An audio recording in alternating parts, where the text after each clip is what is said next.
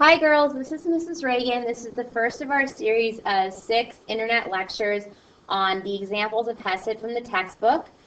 We are going to begin with the example of Cain and Abel.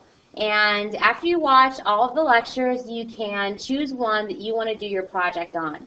I'll try to keep them as brief as possible, but you're going to get a little bit of an overview here, and whichever one you're most interested in studying more, you'll do your project on. So we start with the story of Cain and Abel, and we're going to use the method of interpretation you guys learned last year where we look at the 4 levels of interpretation. So we're going to begin with the literal level, which gives us sort of the basic outline of the story and historical context. So when we're looking at the story of Cain and Abel, it takes place in this time we call prehistory. If you look at this timeline right here, you have a question mark, meaning we don't know when this began. This is a very ancient story that didn't get written down till far later, way over here during the time of the Babylonian exile, but it takes place right after the creation and the fall.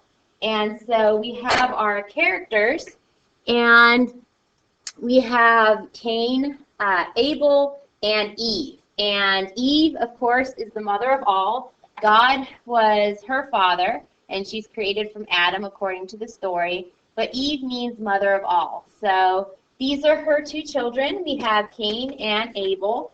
And as you will recall, Cain, it means maker or producer. He's the farmer. And his little brother Abel, it means puff of air, and he's the shepherd. And in the story, it's basically, the summary would be it's the story of the first murder. The 2 boys make sacrifices to God. Cain, of course, being a farmer, offers produce, and Abel, being the shepherd, offers meat. And as the story goes, God liked the meat but didn't like the produce, so I guess God's not a vegetarian. And Cain, of course, gets jealous and kills his brother Abel. And so on the allegorical level, we see that we have this cycle of sin. The first sin, the fall, was the story of the sin of Adam and Eve. And then we see their 2 children will end up committing the first murder. And from there, we're going to see further and further sin leading up to the destruction of the earth with Noah.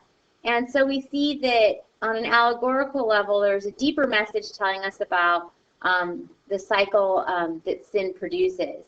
That can also be a moral interpretation. So looking at this, one might ask themselves, well, what does a story like this have to do with hesed? Hesed means love and compassion. Well, we see that even though Cain didn't show sort of love and commitment to his brother, God shows hesed for Cain. And the way he does that is after Cain murders Abel, he's fearful that God will come and seek vengeance on him. But God doesn't do that. God tells Cain that he's going to mark him. And you see the mark in this artist rendering right here. He's going to mark him so that no one would ever come after Cain and hurt him in return. Now, there is a consequence for this. Cain does have to go into exile and leave his family. So it's not as if Cain doesn't have a consequence. But as a consequence for killing his brother, he's sort of exiled. And that's sort of a deeper meaning for all of us is the sin breaks us apart from our brothers. Whenever we sin, whenever we hurt someone, we become exiled from each other. But despite that, God shows this mercy and compassion. Because remember, hesed has many meanings. We see mercy and compassion. God doesn't turn his back on Cain the way he thought he would. And he, in a sense, forgives him, although he still has consequences.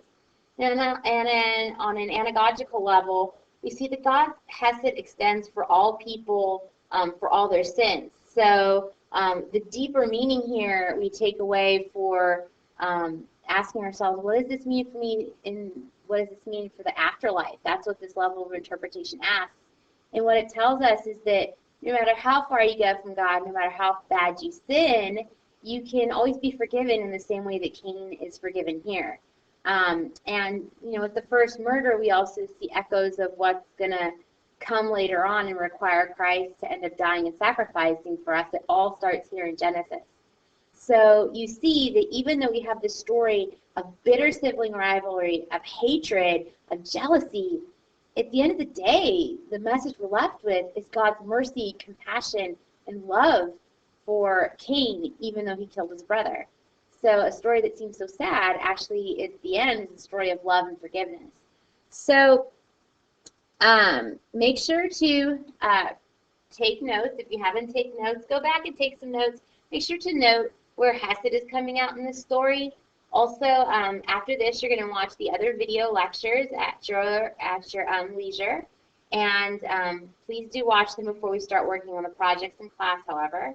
And each letter at the end of the quiz, each quiz at the end will have a page like this, and you need to find the letter. There will be 6 of them, and the 6 letters will make up a clue, a password that will open up the quiz for the video lectures. So you need to watch each lecture and write down all the words to write down all the letters that make up the word that open the quiz. Thank you.